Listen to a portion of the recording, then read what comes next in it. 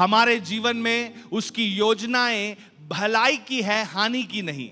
His plans are good for you. His thoughts about you are good and not to harm you. आपके विषय में जब वो सोचता है तो वो आपको परेशान करने का या आपको दंड देने का नहीं सोच रहा है।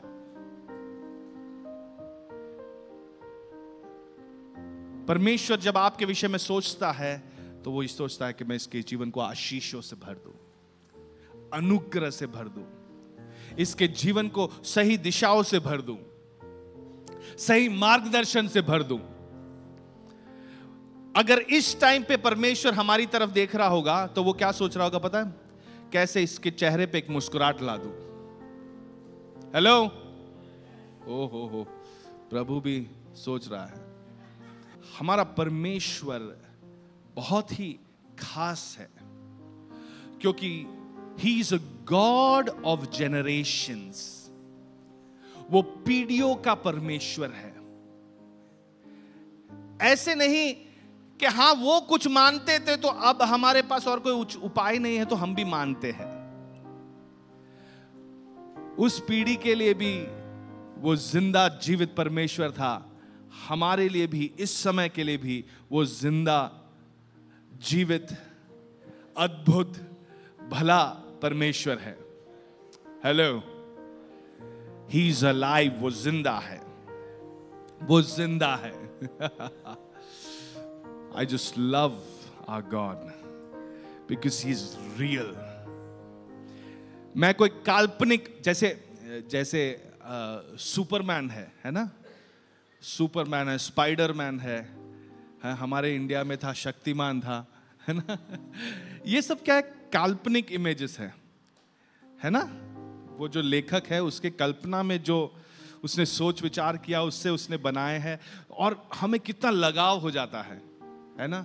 अभी हम कोई फिल्म भी देखें तो वो हीरो से या हीरोइन से हमें एकदम लगाव हो जाता है कि कैसा बंदा है, बंदा हो तो ऐसा, है ना। लेकिन वो काल्पनिक है। आपने देखा होगा अधिकतर पिक्चर या सीरियल उसके पहले लिख के आता है, जो लोग, जो किरदार है, जो सिचुएशंस है, ये सब काल्पनिक है ना। लेकिन यीशु वो काल्पनिक नहीं है। जिंदा खुदा वो काल्पनिक नहीं है, वो जिंदा है। He is not the product of somebody's imagination. And why do I say he is real? Because anyone and everyone can taste and see that he is good. मैं क्यों कहता हूं कि वो जिंदा है, वो हकीकत है, वो काल्पनिक नहीं है? क्योंकि कोई भी व्यक्ति उसे चख कर जान सकता है ना। कोई भी व्यक्ति उसे चख कर जान सकता है कि वो भला है। क्या किसी भी व्यक्ति को अगर कोई शंका है तो क्या भाई उनको क्या चाहिए? बस इतनी हिम्मत होनी चाहिए कि हां मैं टेस्ट करने के लिए तैयार हूं। He is a God of generation. अपने साथ जो बैठे उनको कहा वो पीढ़ियों का परमेश्वर है। निर्गमन का किताब 3 अध्याय 6वां वचन पे आप खुलेंगे। Oh, he is good. Exodus chapter 3 verse 6. मेरी दिखा इंग्लिश में लिखा है, Moreover he said, I am the God of your father, the God of Abraham, the God of Isaac and the God of Jacob. फिर उसने कहा कि मैं तेरे पिता का परमेश्वर और इब्राहिम का परमेश्वर, इसहाक का परमेश्वर और याकूब का परमेश्वर हूं। अब तक हम जानते थे कि वो प्रेम का परमेश्वर है, वो शांति का परमेश्वर है, वो दया का परमेश्वर है, वो करुणा का परमेश्वर है, वो क्षमा का परमेश्वर है, वो न्याय का परमेश्वर है। लेकिन अब परमेश्वर अपनी पहचान हमें बता रहा है। वो क्या कह रहा है? मैं इब्राहिम का परमेश्वर हूं, मैं इसहाक का परमेश्वर हूं, मैं याकूब का परमेश्वर हूं। क्या बदल रहा है यहां पर? कौन सी बात बदल रही है? He is becoming more relational now. वो क्या बन रहा है? एक रिश्ता है कि एक परमेश्वर है, एक रिश्ता है उसका। अब वो कोई ऐसा नहीं कर रहा ये सामर्थ्य है वो न्याय को रखने। Now he has a relationship, एक रिश्ता वो बता रहा है कि आपके पिताओं का परमेश्वर हूं मैं। 15वां वचन जरा पढ़ेंगे। 15वें वचन में लिखा है, Moreover God said to Moses, Thus you shall say to the children of Israel, the Lord, the God of your fathers, the God of Abraham, the God of Isaac, the God of Jacob has sent me to you. This is my name forever and this is my memorial to all generation. फिर परमेश्वर ने मूसा से भी कहा कि तू इस्राएलियों से यह कहना कि तुम्हारे पितरों का परमेश्वर अर्थात इब्राहिम का परमेश्वर, इसहाक का परमेश्वर और याकूब का परमेश्वर यहोवा उसी ने मुझको तुम्हारे पास भेजा है। देख सदा तक मेरा नाम, there's a change of name, अब वो याकूब का परमेश्वर कहलाता है, इसहाक का परमेश्वर कहलाता है, इब्राहिम का परमेश्वर कहलाता है। There is a change। क्या बातें बदल रही है यहां पे? वो कहना चाहता है कि वो पीढ़ियों का परमेश्वर है, ना केवल प्रेम का, ना केवल प्यार का, ना केवल दया का, ना केवल क्षमा का, ना केवल न्याय का, बल्कि वो पीढ़ियों का परमेश्वर है।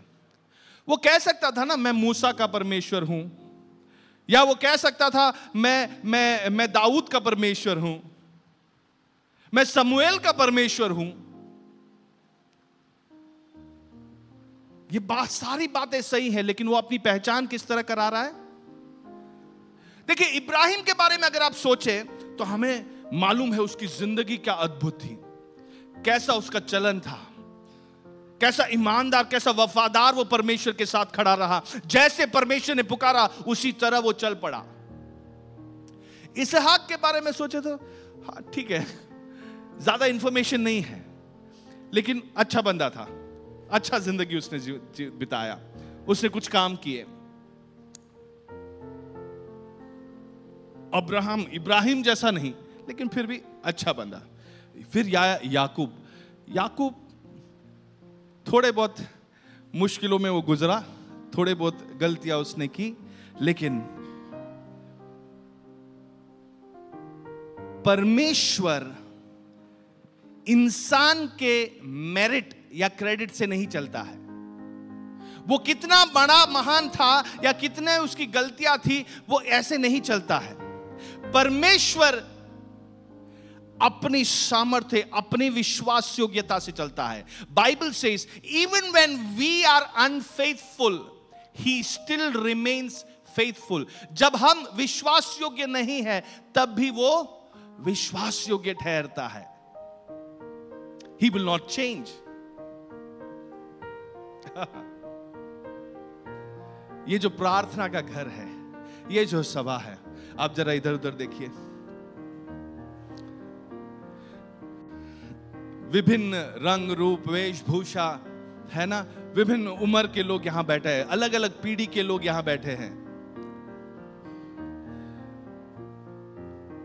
जो ये नई पीढ़ी है, छोटे बच्चे हैं, उनकी भाषा तो कुछ बातें तो हमें समझ में नहीं आती, क्या बोल रहे हैं, इंग्लिश में बात कर रहे हैं, हिंदी में, लेकिन उनकी भाषा भी नहीं समझ में आती। हम सब अलग अलग पीढ़ी के यहां पे लोग बैठे हैं। एक पीढ़ी ऐसे सोशियोलॉजी जो लोगों के बारे में अध्ययन होता है, उसके हिसाब से एक पीढ़ी मतलब करीब 35 to 40 years. Okay, her 40 years में सारा सिस्टम बदल जाता है। मेरे बचपन में मुझे याद है, अगर कोई दूर गया है, जब तक वो वापस ना आए हमको मालूम नहीं कि वो पहुंचा कि नहीं पहुंचा। फोन है कहां पे? पीसीओ में, वो भी इधर उस वाले जगह पे है, उस दूर दूर जगह पे होगी। अब हर सेकंड का ट्रैक है, वो चल किधर रहा है वो भी दिख रहा है ना। ऐसे एप्स है जिससे कि माता पिता अपने बच्चे कहां जा रहे हैं, कहां चल रहे हैं, वो जगे हुए हैं, सो रहे, विद पिक्चर उनको पता चल जाएगा कि कहां पे है ये। जनरेशंस, पीढ़ियां बदल रही हैं, but we have a God who never changes. उद्देश्य क्या है? ये अलग अलग पीढ़ी के लोग यहां पर बैठे हैं. Sometimes we feel we don't understand each other. But you know what is the purpose that we are all together? आपको मालूम है कि ये किस उद्देश्य से, किस लक्ष्य से हम सब यहां साथ में बैठे हैं? So that we can build each other. हम एक दूसरे को बांध सके, encourage कर सके, प्रोत्साहन दे सके, एक दूसरे को समझने का प्रयास कर सके, एक दूसरे को हम प्रेम कर सके, एक दूसरे के लिए प्रार्थना कर सके. See, we are not here to speak like the world speaks. जैसे दुनिया बात करती है, आजकल के बच्चे ना, हम ऐसे बातें नहीं करेंगे. हम उस परमेश्वर की आराधना करते हैं, सेवा करते हैं जो पीढ़ियों का परमेश्वर है. He is the same God yesterday, today and forever. कल, आज और हमेशा के लिए वो वही परमेश्वर ठहरता है. And then how should we look at these little children or the young people and say, आजकल की पीढ़ी है ना, नहीं, आजकल के ये गलत भाषा है. हमें अपनी जुबान को सुधारना है, हमें उन्हें समझने की कोशिश करना है, उनके परेशानियों को जानना है, उनकी चुनौतियों को जानना है, उनके साथ हमें क्यों साथ में लाया है. Same thing goes for the young when they talk about the older people. जवान जब बुजुर्गों के बारे में, अरे इनको कुछ नहीं आता, इनको कुछ नहीं समझ में आता ना. तुमसे शायद 10-20 साल और जिंदगी उन्होंने देखी है. तुमसे कम सुविधाओं में उन्होंने अपनी जिंदगी बनाई है. They have seen more life than what you have seen. तो हमें एक दूसरे को किस तरीके से डिस्क्रेडिट करना है, ये नहीं सोचना है कि कैसे हम इसके मेरिट्स को, इसके उपलब्धियों को छोटा कर दे, ऐसे नहीं सोचना है. बल्कि ये सोचना है कि मुझे इससे कुछ सीखना है, मुझे इसके कमजोरियों में उसके साथ खड़े रहना है, हमें इसे बांधना है, ना कि उसको कैसे खींच के नहीं रहा है. ये ना कि ये इंतजार करे ये गिरेगा, ये जिस जगह चल रहा है ये गिरेगा, मैं देखना चाहता हूं, मेरी बात नहीं मानी ना. ये मानुषिक है.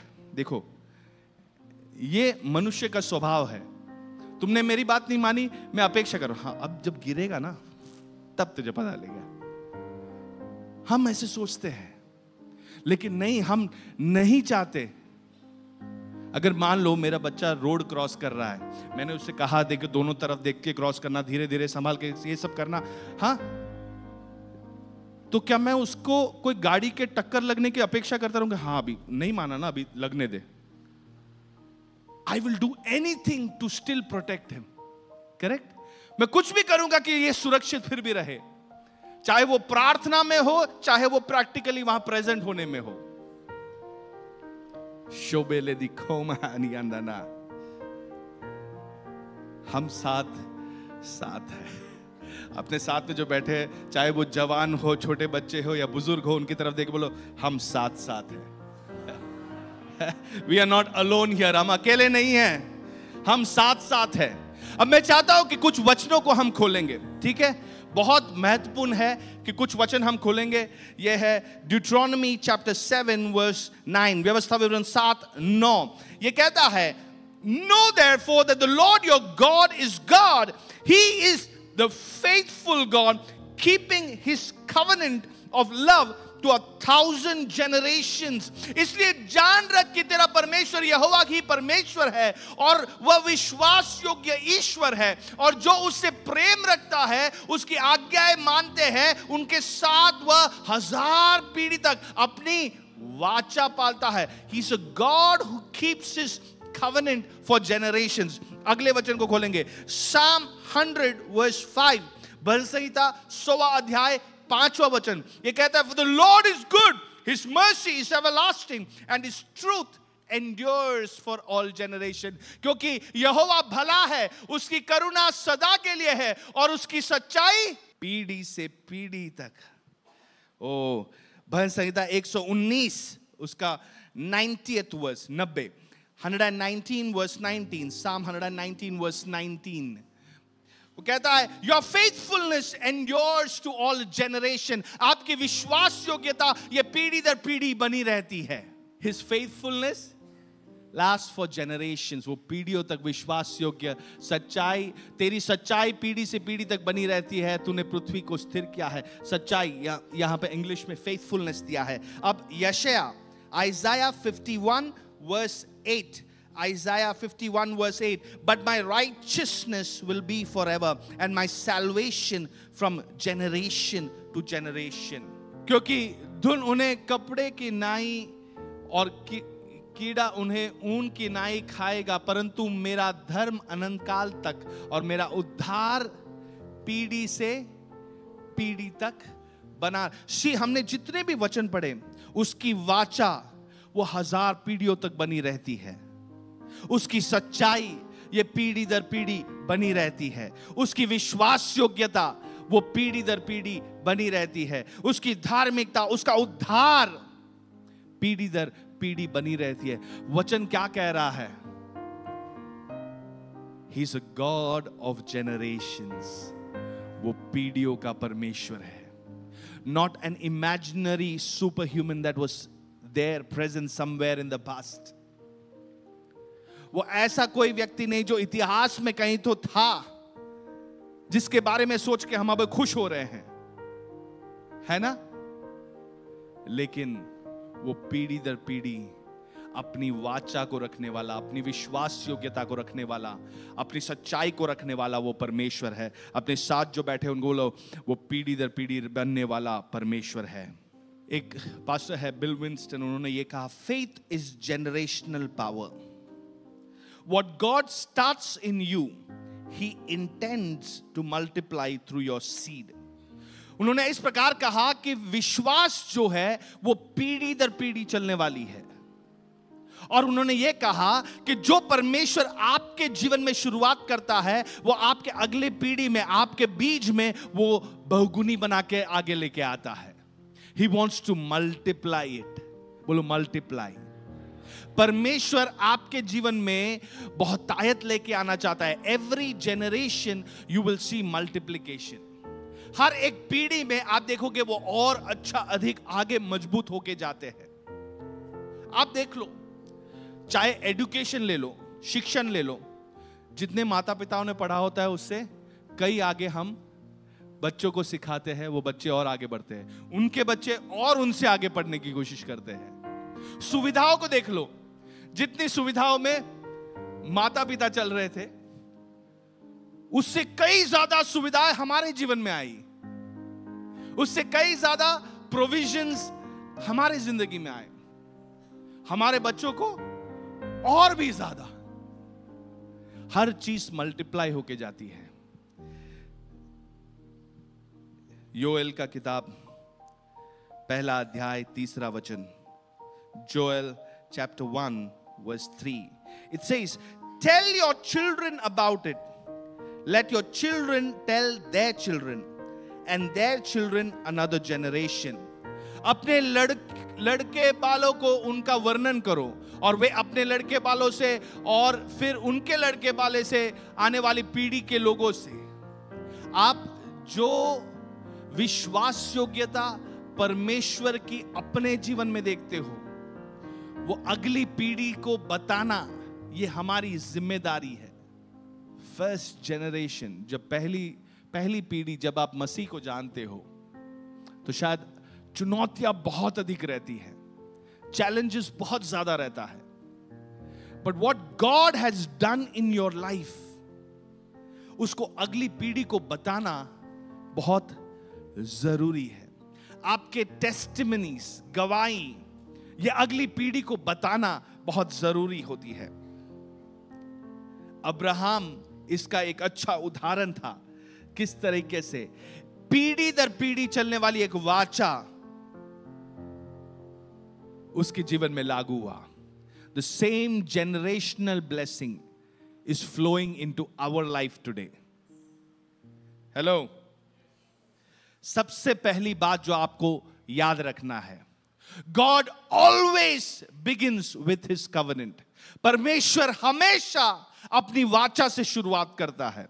आप चाहे देख लो, इंसान को बनाया, उसकी सृष्टि की, तो पहले काम क्या किया? उसे आशीष दिया, अपना वचन दिया, फूलो फलो पृथ्वी पर भर जाओ, उसके अपने अधीन कर लो, उस पर अधिकार पाओ। अब्राहम को बुलाया तो उससे पहले अपनी वाचा दी। हम पढ़ेंगे परमेश्वर अब्राहम से क्या कहता है। उत्पत्ति 12वां अध्याय 2 वचन, जेनेसिस चैप्टर 12 वर्स 2, जेनेसिस 12:2 क्या कह रहा है? I will make you a great nation, I will bless you and make your name great and you shall be a blessing. और मैं तुझे एक बड़ी जाति बनाऊंगा और तुझे आशीष दूंगा और तेरा नाम बड़ा करूंगा और तुझे आशीष का तू आशीष का मूल होगा। मैंने कहा परमेश्वर आपके जीवन में जब आशीष उंडेलता है, वो केवल आपके लिए नहीं बल्कि आपके अगली पीढ़ी के लिए आती है। जो आपके जीवन में आया है वो बहुगुनी होकर अगले पीढ़ी पे पहुंचता है। आत्मिक मंडल का ये एक कायदा है, एक कानून है, हर जनरेशन में वो मल्टीप्लाई हो जाता है। तो आपने अगर अपने जीवन में बहुत चुनौती देखी है तो अगले पीढ़ी के लिए आपसे ज्यादा चुनौती उनके जीवन में आज है। किसी को मैंने कुछ हफ्तों पहले किसी को बोलते हुए सुना, आजकल की पीढ़ी को क्या टेंशन है? ज्यादा से ज्यादा आपको टेंशन यही है कि आपको मैसेज मिला तो उस पे ब्लू टिक हुआ या आपके फॉलोअर्स कितने हैं। मैं ये नहीं मानता, मैं ये नहीं मानता कि आजकल की पीढ़ी को टेंशन कम है। हार्ट अटैक्स के बारे में जब पढ़ते थे तो ये ओल्ड एज का डिजीज मानते थे। हाँ, हार्ट अटैक बड़े बुजुर्गों को होता है। जब तक मैं काम करने पहुंचा हॉस्पिटल में, 25 साल के लड़कों को हार्ट अटैक हो रहा है, 22 साल के लड़कियों को स्ट्रोक हो रहा है। चुनौती ज्यादा है उनके जीवन में। हमें एक दूसरे को समझना है, ना केवल समझना है बल्कि एक दूसरे के लिए प्रार्थना करना है। हमें एक दूसरे का बल बनना है। अब्राहम का जो आशीष है वो दुगना होना चाहिए। अगर आपके जीवन में आपको लगता है कोई श्राप है तो यीशु के नाम से उसे तोड़ो, वरना अगली पीढ़ी के लिए वो दुगना श्राप बन के पहुंचता है। You break those curses in your life in Jesus name. यीशु के नाम से उन श्रापों को तुम तोड़ दो अपने जीवन से, ताकि आपकी अगली पीढ़ी को उसका मुआवजा ना भरना पड़े। हमारे पर जिम्मेदारी बहुत अधिक है, हर पीढ़ी पर जिम्मेदारी है। लुक अराउंड, आसपास देखिए, आसपास देखो जरा, उन्हें कहो वो पीढ़ियों का परमेश्वर है, वो पीढ़ियों का परमेश्वर है। 2 तिमोथी 1 अध्याय 5वां वचन, बहुत ही सुंदर सा वचन है, ये ध्यान से पढ़ना। 2 तिमोथी 1 अध्याय, 2 Timothy chapter 1 verse 5, 2 Timothy chapter 1 verse 5। और मुझे तेरे उस निष्कपट विश्वास की सुधि आती है, जो ये पौलुस तिमोथी के बारे में बात कर रहा है, ठीक है, ध्यान से देखना। और मुझे तेरे उस निष्कपट विश्वास की सुधि आती है जो पहले तेरे नानी लोइस और तेरी माता यूनिके के में थी, और मुझे निश्चय हुआ है कि तुझ में भी जो विश्वास उसकी नानी में था, निष्कपट विश्वास, पौलुस कह रहा है कि वही विश्वास मैंने तेरे मां में भी देखा है, और जो विश्वास मैंने तेरे मां में देखा है वही विश्वास मैंने तुझ में भी देखा है। See, it is generational. कदम कदम एक एक पीढ़ी आगे बढ़ती जाती है। What is the devil's plan? Corrupt this relationship between 2 generations। क्यों? क्योंकि वरना वो अपना बोध, अपना ज्ञान ट्रांसफर कर देगा। King Solomon replies, I need wisdom. मुझे ज्ञान की जरूरत है। आपको पता है उसने ऐसे क्यों पूछा? क्योंकि उसका पिता जो था उसने उसको सिखाया था सबसे महत्वपूर्ण विजडम। ज्ञान बहुत महत्वपूर्ण है, जो उसने उसके पिता से सुना था। अब जब परमेश्वर से मांग ले जो मांगना है। तो उसने BMW गाड़ी नहीं मांगी, उसने पूरे दुनिया पर राज्यत्व नहीं मांगा, उसने अच्छी सेहत नहीं मांगी, उसने ये नहीं कहा कि मैं अमर हो जाऊं, उसने मांगा मुझे ज्ञान चाहिए। हम अपनी अगली पीढ़ी को क्या दे रहे हैं? What are we giving our next generation? Because He is a God of generations. वो विश्वास योग्य ठहरने वाला है।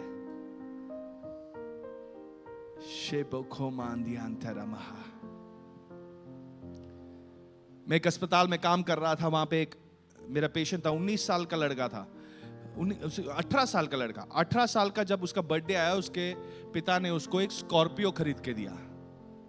दूसरे दिन वो अपने दोस्तों के साथ मौज मस्ती करके स्कॉर्पियो चला के चढ़ा, एक किसी आदमी को उड़ा दिया और फिर जाके एक वो लाइट के पोल पर टकरा दिया और उसके स्पाइनल कॉर्ड टूट गई, वो पैरालाइज्ड हो गया। उसकी दादी आके मुझसे कह रही है, छोटी सी मजा इतनी बड़ी सजा, एक व्यक्ति की मौत हो चुकी है। आप अपने बच्चों को किस तरीके से पाल रहे हो? उनको कमजोर मत कर दो। हम जब साइंस में भी बच्चे जब चलना सीखते हैं तो वो गिरते हैं, है ना? खड़े होने की कोशिश करते, धड़ाम धुड़ू। ओ हो सिद्धू अभी का तो हम लोग को लग रहा था हम लोग फील्डिंग ही कर रहे पूरे दिन घर में। जो चलना शुरू किया, इतनी उछल कूद, बाप रे। उनको बेबी कॉट में डालते थे, उनका बेड अलग था जिसमें चारों ओर ऐसे ये क्या बोलते बैरियर्स था। एक दिन मैं अपने कमरे में अब मैं न्यूरो फिजियोथेरेपिस्ट हूँ, ठीक है, मैं ब्रेन और स्पाइनल कॉर्ड इंजरी पेशेंट्स को देखता हूँ। एक दिन मैं आ रहा हूँ, ये ऐसे हिला रहे हैं इस बैरियर को, ठीक है, तो ऐसे ऐसे हिला रहे, मैं सोचा मुझे अच्छा लग रहा है, अच्छा बहुत अच्छा एक्टिव बच्चे हैं, कितना अच्छा लग रहा है। हिलाते हिलाते अचानक से उन्होंने अपने बॉडी को ऐसे छोड़ा और ये पूरा पलटी खा के इस तरफ दूसरे बेड पे गिरे। मेरा गुर्दा क्या सब कुछ मुंह में आ गया। बोला कि अगर नेक इंजरी हुआ लेकिन बच्चे इसी से स्ट्रांग होते हैं। अगर हमने जब वो एक एज में आते हैं, तो अभी हम क्या कर रहे हैं, बाहर दुकान में जो हमारे सोसाइटी के लग के ही है, हम बोलते हैं हाँ उस दुकान से कुछ लेके आ, हाँ उस दुकान में जाके कुछ लेके आ, वो देंगे तुझे। हमें उनको चुनौतियां आएगी, उनको हम अपने उस प्रोटेक्शन से बाहर निकालना होगा ताकि वो सीख पाए जिंदगी जीना। अगर उन पे हमने ऐसे हावी होकर बैठ गया, नहीं तुझे मैं ही बचाऊंगा, तुझे मैं ही बचा, बच्चे जिंदगी नहीं सीखेंगे। मैं जब हॉस्टल गया तो पहली बार मैं वहां खड़े रहा, अब पहनना क्या है, क्योंकि ये तो मुझे मालूम ही नहीं था। ग्रेजुएशन में हूं मैं, ग्रेजुएशन करने हॉस्टल गया हूं और मुझे मालूम नहीं अब पहनना, क्योंकि क्या मम्मी सुबह सुबह पैंट शर्ट सब इस्त्री करके हाथ में दे रही, अब मुझे मालूम नहीं है क्या पहनना है। सोचना पड़, हम ऐसे ना करें, because he is a God of generations. Generations के लिए ये पीढ़ी, ये वाचा, उसकी सच्चाई, उसकी धार्मिकता चलने वाली है। हम अपने बच्चों को कमजोर ना बना दे। Let them learn life, but always be that net. हमेशा वो नेट बने रहना। सर्कस में आपने देखा है, वो जब ऊपर वो सर्कस करते हैं तो नीचे बड़ा एक नेट बना रहता है, तो यू बी दैट नेट कि गिरे तो हम पकड़ लेंगे, है ना? गिरे तो ऐसे नहीं आया, पड़ा, अभी समझ में आया, लगा तेरे को ना? ना, that time you become the net. If they fall we hold them, we safeguard them. इस परमेश्वर की पहचान उनको कराइए। अब्राहम अपनी वाचा को लेकर, यहां पर तिमोथी के बारे में पौलुस कह रहा है कैसे पीढ़ी दर पीढ़ी विश्वास मैंने देखा, वो तुझ में भी मैंने देखा है।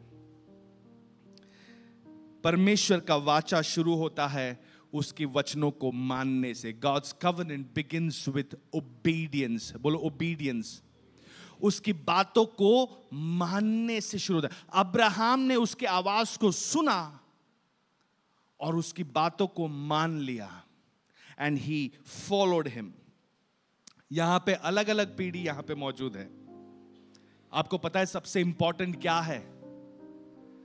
सबसे इंपॉर्टेंट है a heart connection. क्या जरूरी है? कि हमारे हृदय कनेक्ट होए, ना कि अलग होए, ना कि जज करे, ना कि निंदा करे। क्या करना जरूरी है? कनेक्ट करना जरूरी है, क्योंकि ये जो जेनरेशनल कनेक्शन है, यही एक एकता को लेके आएगा। क्या लेके आएगा? एकता ही परमेश्वर की आत्मा को वहां पर फैलने में मजबूर कर देता है। बाइबल में लिखा है प्रेरितों के काम में, they were there in one accord and the spirit of the Lord came. वो एक मन से वहां पर थे तो परमेश्वर की आत्मा उतर आई।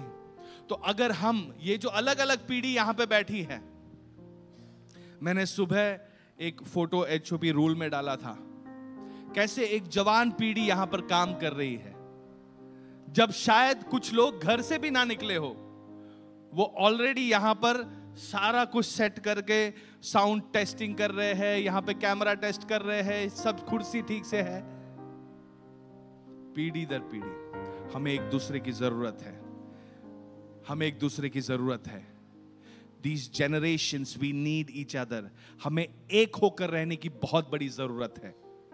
We need to, एक का मतलब ये नहीं है कि हम सब एक समान दिखे, है ना? फैशन को देख लो, जरूरी नहीं है कि मुझे जो पसंद है वही आप पहने।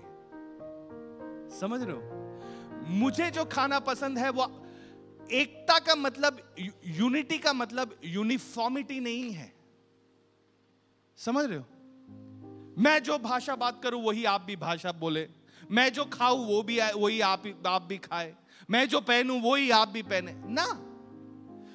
भारत इतना खूबसूरत देश है, मुझे लगता है 10 किलोमीटर आप चले जाओ भाषा बदल जाती है, वेशभूषा बदल जाती है ना? अभी आसपास देखो, आप वापस देखो, आज जरा गर्दन को अच्छा एक्सरसाइज, सब देखो। See, we are all different. हम सब अलग भाषाएं बातें करने वाले लोग हैं, हम अलग अलग वेशभूषाएं धारण करने वाले लोग हैं, बट इसी में परमेश्वर का अनुग्रह है। He is a God of generations. वो पीढ़ियों का परमेश्वर है। बाइबल का पुराने नियम का आखिरी वचन खोलेंगे। Okay, the last verse of the Old Testament, Malachi chapter 4 verse 6. शोबेखे मैंने, परमेश्वर भला है। ओ देखिए यहां पे एक वचन लिखा है, वो, and he will turn the hearts of the fathers to their children and the hearts of the children to their fathers. क्या बात कर रहा है? कि वो पिताओं का हृदय वह माता पिता के मन को उनके पुत्रों की ओर, और पुत्रों के मन को उनके माता पिताओं की ओर। ये मन या हृदय, ये सबसे इंपॉर्टेंट बात इधर ही है। It is about your heart, the condition of your heart, कि आपका हार्ट का कनेक्शन हो रहा है कि नहीं। पीढ़ी दर पीढ़ी ये हार्ट का कनेक्शन होना बहुत जरूरी है। और आपको एक बात समझना है कि ये केवल शारीरिक या प्राकृतिक माता पिता की नहीं, आत्मिक माता पिता की। आपकी उम्र कुछ भी हो सकती है। You might be just say 18, may be 20 years right now, but you can be a spiritual parent to somebody. आत्मिक माता पिताओं के, क्या लिखा है? वह माता पिताओं के मन को उनके, पहली जिम्मेदारी माता पिताओं की होती है कि वो अपने हृदय को उनकी तरफ मोड़े।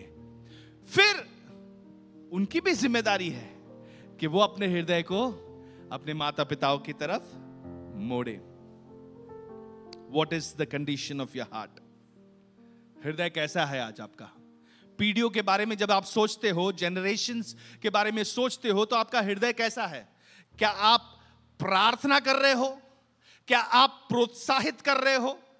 क्या आप उनके जीवन में उनको सपोर्ट कर रहे हो कि उन्हें कमजोर कर रहे हो? सबसे बड़ी परेशानी यही है। हमें यह नहीं बनना है मेरा सबसे बड़ा सपोर्ट सिस्टम। आपको यह बनना है, ना कि उन्हीं से डरना है। See this, you have to, आज आपको करना क्या है? You have to identify that your parents are not your enemies. You have to identify that your children are not your enemies. आपको ये पहचानना है, ये शैतान की योजना है, लेकिन परमेश्वर ने पीढ़ियों को साथ बनाया है।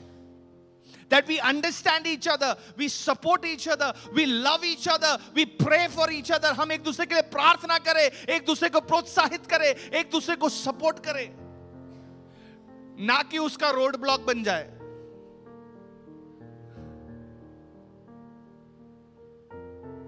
मुझे याद है आज भी, जब हमारी इस वर्ष के शुरुआती दिनों में एक दिन प्रचार किया था। जितने बुजुर्ग यहां पर है, विशेष तौर पर आपकी बहुत जरूरत है इस सभा को कि आप प्रार्थना में सबको दृढ़ मजबूत पकड़े रखें। आज ये भागदौड़ कौन कर रहा है? ये जवान लोग कर रहे हैं, यही करेंगे। वो जवान है अभी, भागदौड़ मजदूरी ये करेंगे, लेकिन उनको एक सपोर्ट सिस्टम चाहिए। उनका सपोर्ट सिस्टम आप ही हो। अगर हम खड़े नहीं रहेंगे उनका सपोर्ट सिस्टम बनके, अगर हम ओबीडियंस में नहीं चलेंगे, obedience to this word of God, Abraham obeyed. Abraham ने, परमेश्वर ने जो बातें कही उसको माना, इस वजह से उसकी वाचा उसके जीवन में आई और वो वाचा उसके अगली पीढ़ी में गई।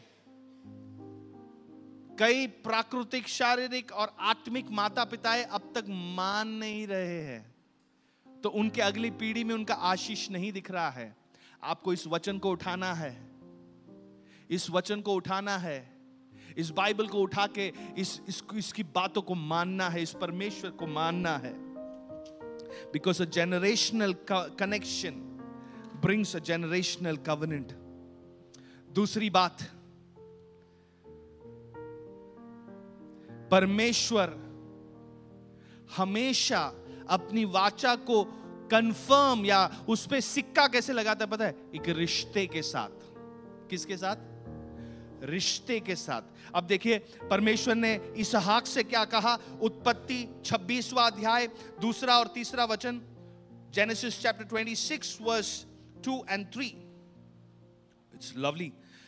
Then the Lord appeared to him and said, do not go down to Egypt, live in the land which I shall tell you, dwell in this land and I will be with you and bless you, for to you and your descendants I will give all these lands, and I will perform the oath which I swore to Abraham your father. 2 और 3, वहां यहोवा ने उनको दर्शन देकर कहा, मिस्र में मत जा, जो देश मैं तुझे बताऊं उसी में रह। नेक्स्ट वर्स, तू इसी देश में रह और मैं तेरे संग रहूंगा और तुझे आशीष दूंगा, और ये सब देश मैं तुझको और तेरे वंश को दूंगा। जो शपथ मैंने तेरे पिता इब्राहिम से खाई थी उसे मैं। See, he's a God who is waiting to bless you. परमेश्वर राह देख रहा है कि आपको आशीष दे, आपके परिवार में आशीष से भरने के लिए। He's just waiting and he will, क्या लिखा है? वो निश्चित तौर पे करेगा। क्यों? क्योंकि उसने शपथ खाई है तेरे पिता इब्राहिम से। इसहाक को कोई भी चीज शुरुआत से उसे करने की जरूरत नहीं पड़ी। हाँ, इसहाक को कोई भी चीज एकदम बेसिक स्टार्टिंग से करने की जरूरत नहीं पड़ी। क्यों? क्योंकि उसके पिता ने ऑलरेडी विश्वास का एक वॉक, एक चलन शुरू कर दिया था, एक रिश्ता शुरू कर दिया था, तो अब उसके लिए आसान पड़ रहा था। जो विश्वास में आप में से कुछ होंगे जो शायद आपके परिवार में आप अकेले हो, जो यीशु मसीह पर विश्वास करते हैं, तो थोड़ी मुश्किलें होती हैं, बट आपके अगले पीढ़ी के लिए वो और आसान बनने वाली है। तो हम ऐसे दृढ़ बनते जाए, we become strong like that.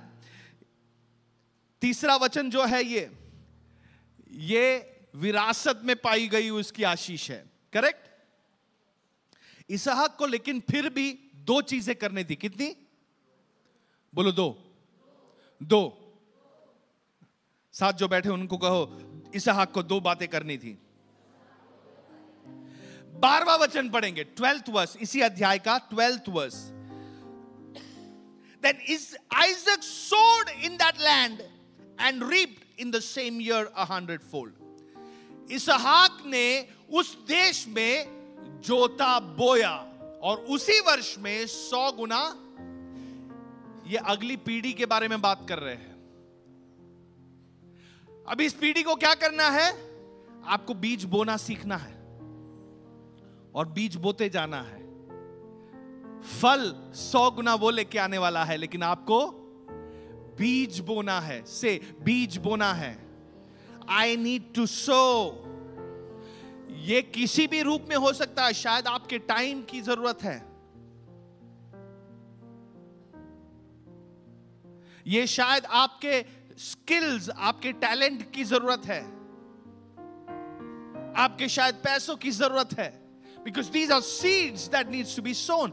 दूसरी बात 18वां वचन पढ़ेंगे, 18th verse, इसी अध्याय में 18वां वर्ष। And Isaac dug again the wells of water which they had dug in the days of Abraham. और तब जो कुएं उसके पिता इब्राहिम के दिनों में खोदे गए थे और इब्राहिम के मरने के पीछे फिलिस्तियों ने भर दिए थे, उनको इसहाक ने फिर से। So you need to redig some wells. कुछ कुओं को फिर से आपको खोदना है, कुछ रिश्तों को फिर से आपको बुलंद करना है, कुछ विश्वास के वचनों को आपको फिर से पकड़ना है। कुछ मुश्किलों से जब आप गुजरे तो जैसे आपके पिता की गवाही आपने सुनी, आपकी माता की गवाही आपने सुनी, आपके मां के विश्वास की बातें आपने सुनी, आपको फिर से उसी बातों में चलना है। पौल तिमोथी को क्या कह रहा था? जैसे तेरे नानी में जो विश्वास मैंने देखा, वही विश्वास मैंने तेरे मां में भी देखा। जो तेरे मां में देखा, वही विश्वास मैंने तुझ में भी देखा है। See, he's generational. अगर ये सारी पीढ़ियां एक होकर विश्वास में एक हो नहीं हुए, तो ये आशीष अनुग्रह नहीं आ पाएगा। हमें इसे ब्रिज करना है, इसे एक बनाना है फिर से। We need to come as one. इसहाक के जीवन में, विरासत में उसकी जीवन में एक वाचा आई। इसहाक के जीवन में विरासत में एक वाचा आई, लेकिन अगर उसे इस कुएं के पानी का आनंद उसे लेना था तो उसे फिर से खोदना पड़ेगा।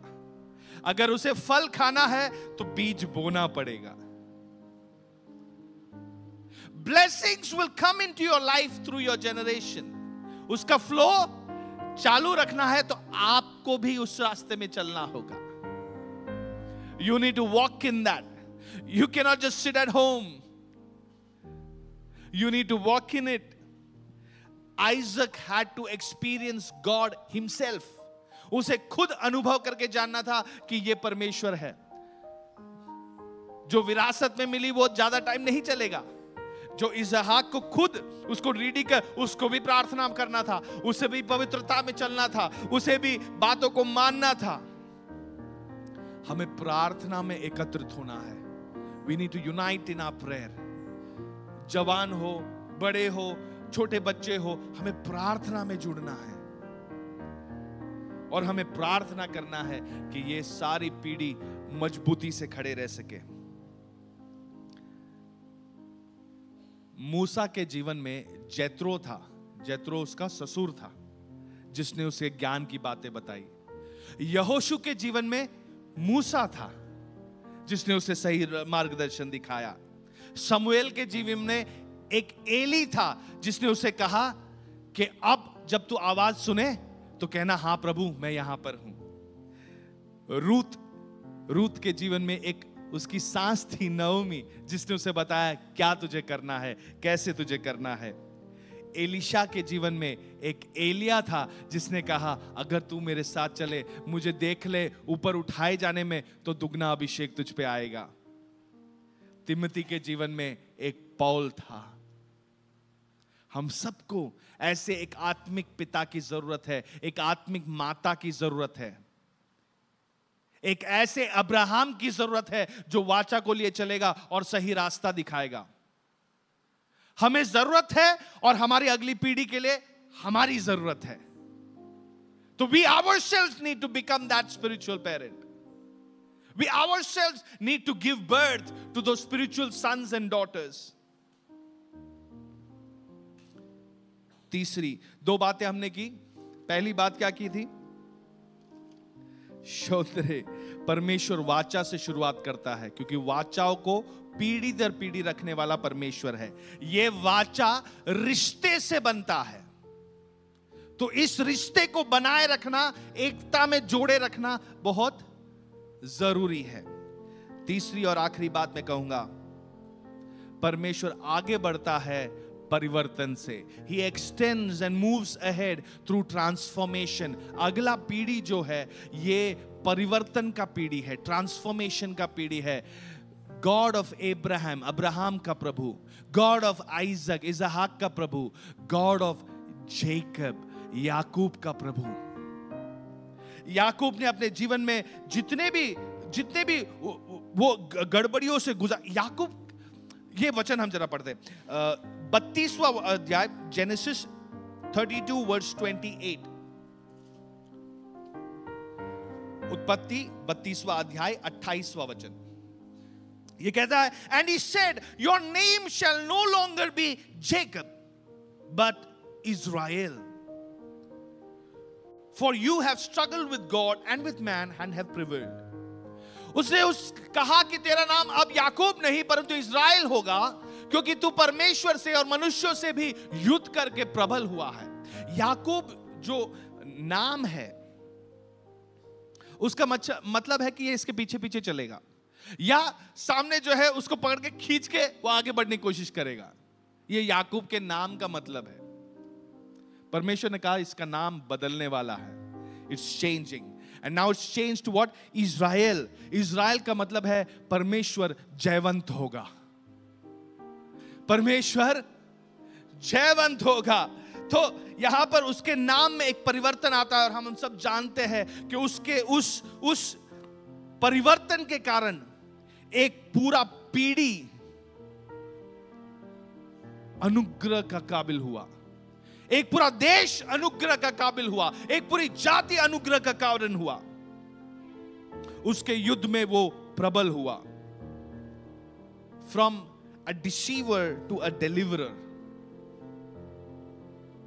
From God doesn't just want to deliver you, He wants to deliver generations through you. परमेश्वर केवल आपका छुड़ाना नहीं चाहता, आपके द्वारा कई पीढ़ियों को वो छुड़ाना चाहता है। Listen carefully. Today you may have a complaint against the family that you were born in. Today you may have inherited dysfunction. But by God's power, you can birth transformation. You will give birth to. शायद आपके जो परिवार है ये गड़बड़ी में है, सब उथल पुथल है, कोई बातें ठीक नहीं है वहां पे, लेकिन परमेश्वर के सामर्थ्य के अधीन अगर आप आओगे तो आप परिवर्तन को जन्म दोगे. You will give birth to transformation. गो में त्रिय वहा. परमेश्वर कल, आज और हमेशा के लिए एक ही समान था. इब्रानी 13:8 कहता है यीशु मसीह कल, आज और हमेशा के लिए वैसा ही रहता है. The same God who walked with Abraham, Isaac and Jacob, वही परमेश्वर जो अब्राहम, इसहाक और याकूब के साथ चलता है, वो आज आपके साथ भी चल रहा है.